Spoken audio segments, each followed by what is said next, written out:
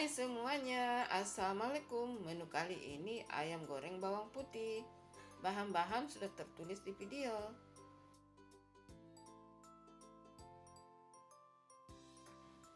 Sebelumnya ayam dimarinasi dengan perasan jeruk nipis.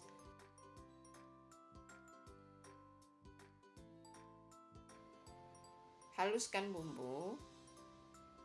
Masukkan kunyit bubuk. Masukkan saus tiram. Lalu masukkan telur. Kemudian di blender. Nah, hasilnya seperti ini. Marinasi ayam dengan bumbu halus yang sudah di blender. Tambahkan garam. Tambahkan tepung terigu. Kemudian diaduk-aduk sampai tercampur rata. Setelahnya didiamkan dulu.